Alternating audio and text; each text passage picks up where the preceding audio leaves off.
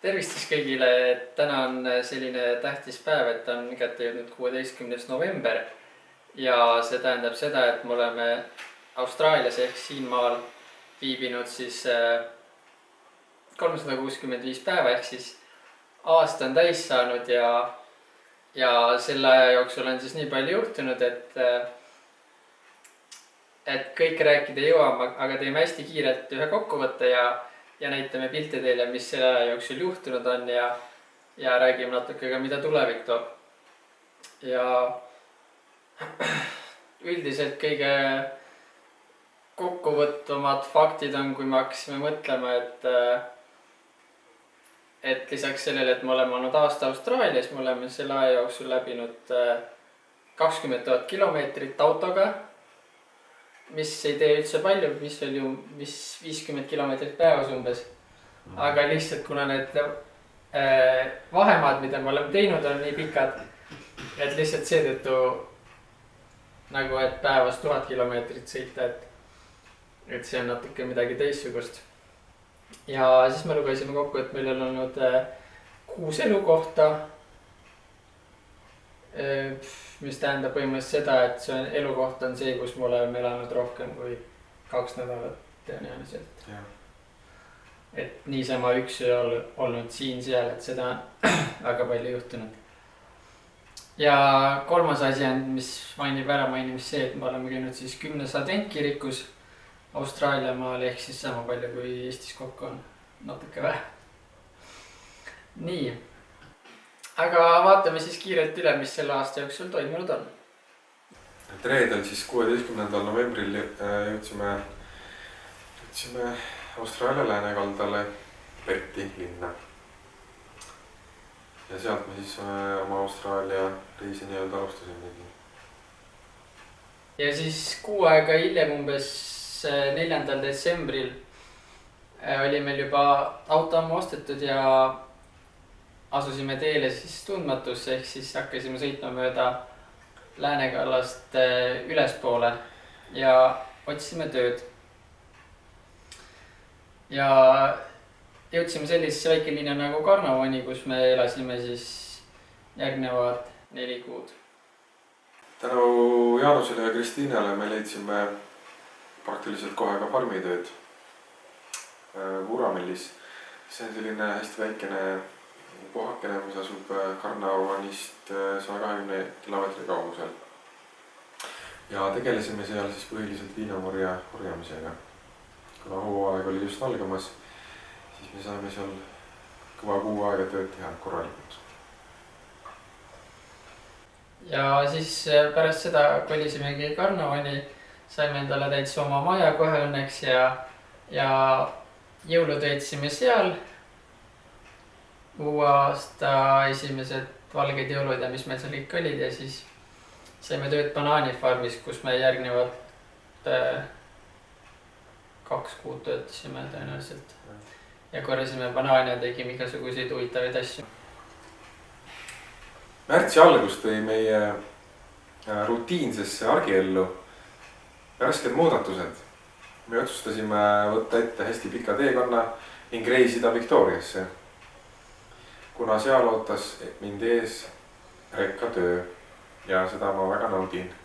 Aga enne seda oli vaja veel load ära teha ja selleks me sõitsime Bunburisse ja minul õnnestus.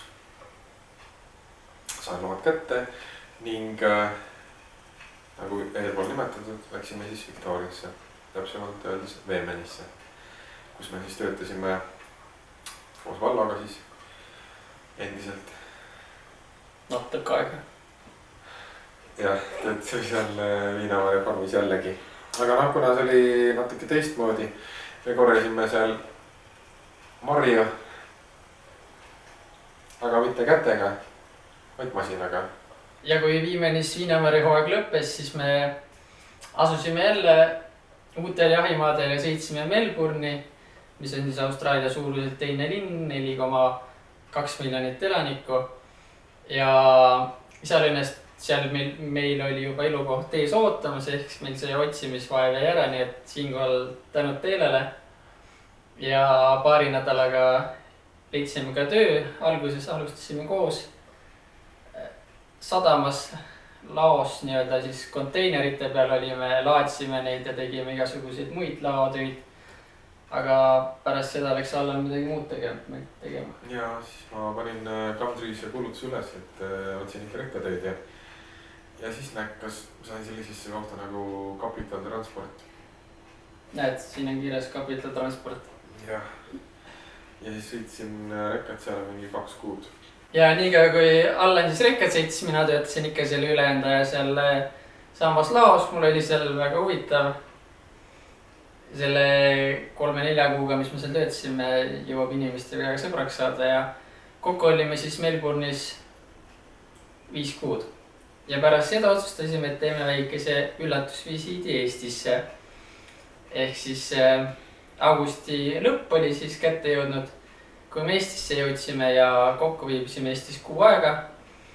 ning pärast seda lendasime tagasi Melbourne'i, aga sinna me kauaks ei jäänud. ja seal me olime võib-olla kokku mingi nädal aega. ja siis oli plaanis edasi minna natukene soojemasse kohta, kus varem polnud käinud. nimelt pakkisime jälle oma 7 asja ja alustasime teekonda Queenslandi. Alguses oli meie sihtkohaks Koondivindi, kuna ma pidin seal tööd saama.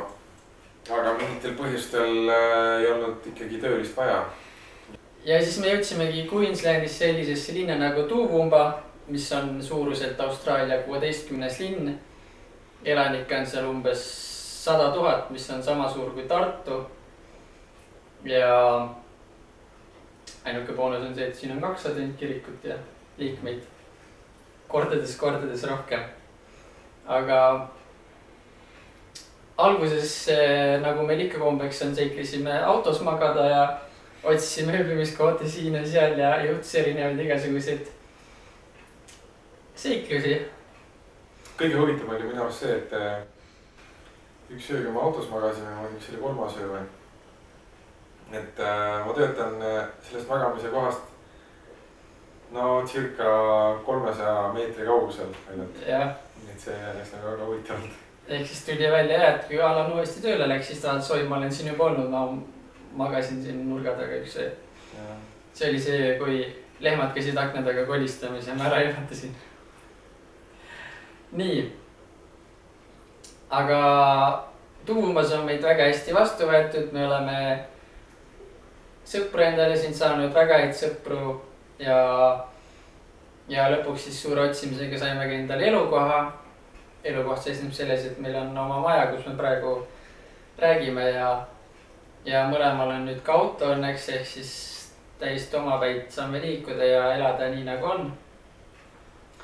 ja samuti on tööga väga hästi läinud. mina esialgu küll käisin siin ja seal nädala kaupa, tegin igasuguseid erinevaid asju. aga lõpuks sain siis Partyhairesse tööle, mis on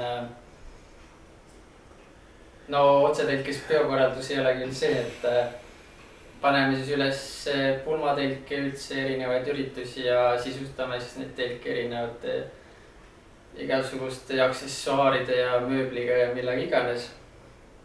ja praegu siis töötan seal ja mina olen väga rahul oma elu. minul õnnestus saada tänu tööagentuurile tööle sellisesse kohta nagu, ma ei oskagi öelda, farmi, jah. mis tegeleb siis viljaveoga ja vilja hoiustamisega ja käsitlemisega, kuivatamisega ja puhastamisega ja nii edasi. ja ma olen väga rahul. mulle meeldib tehnikavärk, seal on 3 rekkat, millega ma sõidan regulaarselt, siis on mõned traktorid ja tõstukid ja siis teen seal vahepeal remonteid masinatele. siis olen ka heina vedanud. nii et mulle väga meeldib ja ma olen väga rahul. tööd on nii, et tabab ja nii kauaks, kui endal soovi on, mis on kõige tähtsam. jah. aga räägimegi siis sellest, kauaks meil soovi siin olla on. et väga kauaks me siia ei jäägi tegelikult, et praegu on nüüd novembri keskpaik, me oleme siin veel siis tõenäoliselt 1,5 kuud, võib-olla natuke rohkem, 2 kuud. Ja siis uuel aastal uue hooga vanasse kohta tagasi. Korduvad kõik vanad ja. Ehk siis sõidame tagasi Victoriasse ja Veemenisse siis, kus Allan Viinamarja hooajal rekad sõitis ja seikleme seal jälle siis 3 kuud tõenäoliselt. Et pärast Viimenit siis oleks selline plaan, et tuleme siia tagasi ülesse ja teeme veel nii palju tööd kui saab. Veel kui 6 kuu sisse siis ära mahub. Ühe tööandja juures saab töötada teadupärast 6 kuud. Ja pärast seda siis kes teab, mis juhtub.